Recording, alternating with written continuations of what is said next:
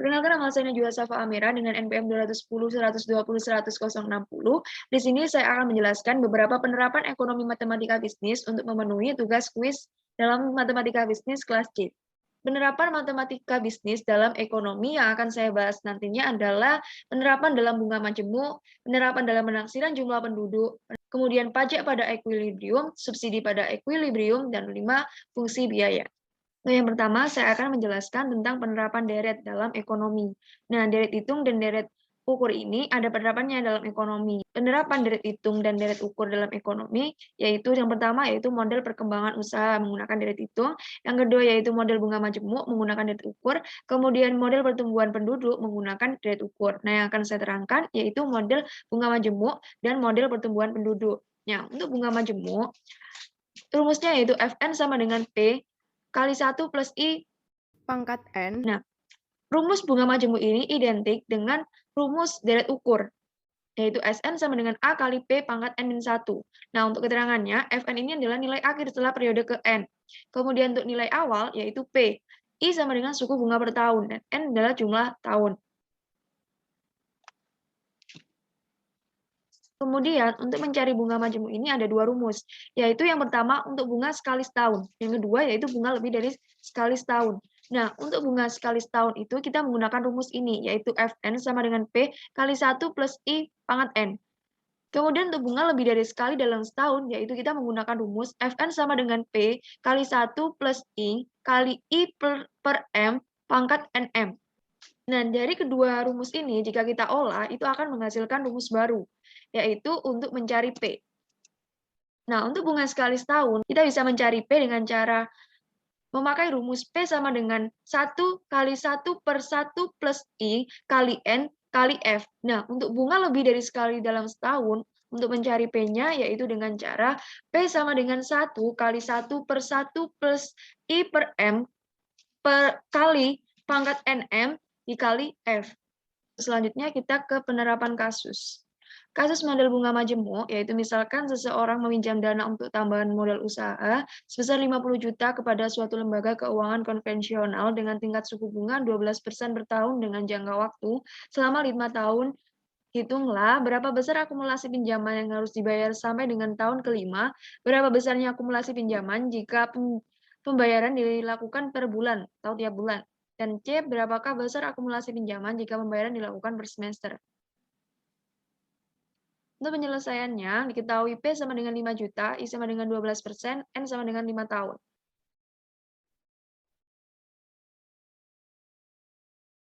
Kita menggunakan rumus yang pertama, yaitu bunga sekali dalam setahun, yaitu Fn sama dengan P kali 1 plus I pangkat N. Dengan P-nya adalah 50 juta, dikali 1 plus 0,12. I-nya kan 12, ditulisnya 0,12. N-nya sama dengan 5.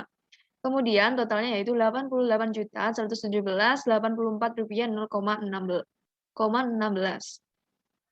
Kemudian untuk yang kedua yaitu berapa besar akumulasi pinjaman jika pembayaran akumulasi per bulan atau tiap bulan. Nah, tiap bulan ini dalam setahun kan ada 12, berarti M-nya adalah 12.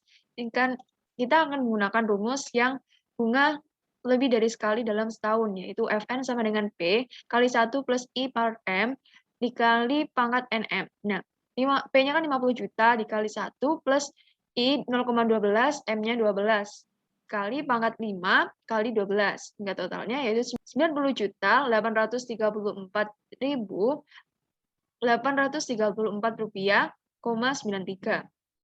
Kemudian untuk pembayaran dilakukan tiap semester. Nah, 1 tahun kan ada 2 semester, berarti M-nya adalah 2. Kita menggunakan rumus bunga lebih dari sekali dalam setahun, yaitu Fn sama dengan P kali 1 plus I per M kali pangkat NM. Nah, untuk P-nya kan 50 juta, dikali 1 plus I-nya 0,12 per M-nya 2, dikali NM, N-nya 5 kali M-nya 2, sehingga totalnya yaitu 89.542.384 rupiah, 8. Untuk selanjutnya, deret itu juga diterapkan dalam penaksiran pertumbuhan penduduk. Nah, rumus dari penaksiran pertumbuhan penduduk ini adalah PT sama dengan P1 kali R besar pangkat T-1. Nah, penaksiran pertumbuhan penduduk ini rumusnya identik atau sama dengan deret ukur. Nah, untuk mencari R besar itu adalah sama dengan 1 plus R kecil. Nah, untuk keterangannya, PT ini adalah jumlah pada tahun ke-T, sedangkan P1 adalah jumlah pada tahun pertama, I adalah presentasi pertumbuhan per tahun, dan T adalah indeks waktu per tahun. Kemudian kasus penerapan penaksiran pertumbuhan penduduk. Misalkan penduduk di kota Jakarta berjumlah 5 juta jiwa pada tahun 2010. Tingkat pertumbuhan penduduk sebesar 2% per tahun. Hitunglah jumlah penduduk kota Jakarta pada tahun 2025. Jika mulai tahun 2025 pertumbuhannya meningkat menjadi 3% per tahun, berapakah jumlah penduduk 10 tahun? Untuk P0-nya adalah 5 juta, untuk R-nya sama dengan 0,02. Kemudian untuk R besarnya itu rumusnya 1 tambah R kecil, sehingga 1 ditambah 0,02. Untuk jumlah penduduk di kota Jakarta pada tahun 2025, P 2025 sama dengan 5 juta dikalikan R besar, yaitu 1,02 dikalikan 15. Sehingga totalnya adalah Rp6.729.341. Nah, jumlah penduduk di kota Jakarta pada tahun 2025 dengan asumsi pertumbuhan penduduk konstan 2% per tahun adalah sebesar Rp6.729.349 per jiwa. Nah, untuk jumlah penduduk 10 tahun kemudian, apabila persentase pertumbuhan penduduk meningkat menjadi 3% per tahun adalah, sehingga P 2035. Karena penduduknya 10 tahun kemudian. Sehingga P yang 2035 ini sama dengan P yang 2025 tadi, yaitu Rp6.729.341 dikalikan dengan R besar, yaitu 1,03. 1,03 ini dari mana? Yaitu 3. Nah, untuk 1,03 ini dari mana? Ini adalah R besar. R besar itu kan rumusnya 1 plus 1 plus R. Nah, R-nya itu adalah 0,03 dari 3% ini. Nah, untuk pangkat 15 ini itu adalah 10 tahun kemudian, dari 2025 ke 2035. Kemudian totalnya yaitu Rp9.043.671. Ini per jiwa. Selanjutnya saya akan menjelaskan tentang penerapan pajak pada keseimbangan pasar. Nah, untuk yang QS warna kuning ini adalah kondisi sebelum pajak, sedangkan yang warna ungu ini adalah setelah pajak. Nah, pada kurva penawaran penerapan pajak ini bergeser ke atas kurvanya. Nah, gimana sih letak pajak yang diterima oleh pemerintah? Yaitu di sini. Untuk menghitung pajak yang diterima oleh pemerintah, yaitu dengan menggunakan rumus ini. Penerimaan pajak oleh pemerintah yaitu menggunakan rumus besarnya pajak per unit produk dikalikan dengan jumlah barang yang terjual setelah diterapkannya pajak. Kemudian untuk menghitung beban pajak konsumen yaitu dengan cara menghitung selisih harga barang setelah pajak dikurangi dengan harga barang sebelum pajak, kemudian dikalikan jumlah barang yang terjual setelah adanya pajak. Kemudian untuk menghitung beban pajak produsen, yaitu dengan cara mengurangi pajak total oleh pemerintah, dikurangi dengan beban pajak konsumen. Kemudian untuk kasus pajak pada equilibrium. Diketahui suatu produk ditunjukkan fungsi penawaran P sama dengan 7 plus Q dan fungsi permintaan P sama dengan 16 min 2Q. Produk tersebut dikenakan pajak sebesar Rp3 per unit. Berapakah harga dan jumlah keseimbangan pasar sebelum dan sesudah pajak? Berapakah besar penerimaan pajak oleh pemerintah? Berapa besar pajak yang ditanggung konsumen dan produsen? Keseimbangan pasar sebelum pajak, QD sama dengan QS. QD-nya 7 plus Q dan QS-nya 16 min 2Q. Kemudian kita pindahkan 2Q ke plus kiri sehingga Q-nya menjadi 3Q dan 16 kurangi 7 menjadi 9 dan QE-nya adalah 3. Kemudian kita masukkan di dalam salah satu persamaan P, yaitu P sama dengan 7 plus Q, P sama dengan 7 plus 3, PE-nya adalah 10. Jadi keseimbangan pasar sebelum pajak E adalah 3, QE-nya adalah 3, dan kemudian PE-nya adalah 10. Kemudian keseimbangan pasar sesudah pajak. Fungsi penawaran menjadi P sama dengan 16 min 2Q plus T. T-nya ini adalah 3. 16 min 2Q plus T plus 3 sama dengan 19 min 2Q. Nah, kemudian kita lanjut ke sini. QS sama dengan QD. QS-nya yaitu 19 min 2Q. Kemudian QD-nya yaitu 7 plus Q. Kemudian kita pindahkan menjadi 3Q. 19 dikurangi 7, 12. QE aksen adalah 4. Kemudian kita lanjut ke P. P sama dengan 19 min 2Q, 19 min 2Q-nya 4, 2 kali 4, 19 min 8, PE aksennya adalah 11. Jadi keseimbangan pasar setelah pajak E aksen adalah untuk Q aksennya adalah 4 dan P aksennya adalah 11. Kemudian penerimaan pajak oleh pemerintah. T sama dengan T kali Q aksen, T-nya adalah 3 dan Q aksennya adalah 4, sehingga totalnya adalah 12. Jadi besarnya penerimaan pajak oleh pemerintah adalah Rp12. Kemudian beban pajak konsumen. Beban pajak konsumen atau TC sama dengan PE aksen dikurangi PE. PE aksennya adalah 11 dan PE-nya adalah 10, sehingga totalnya jika dikurangin adalah 1. Jadi besar pajak yang ditanggung konsumen adalah Rp1. Kemudian beban pajak produsen adalah TP. TP sama dengan T min TC, T-nya adalah 3 dan TC-nya adalah 1, sehingga totalnya adalah 2. Besar pajak yang ditanggung produsen adalah Rp2. Untuk selanjutnya yaitu penerapan subsidi pada keseimbangan pasar.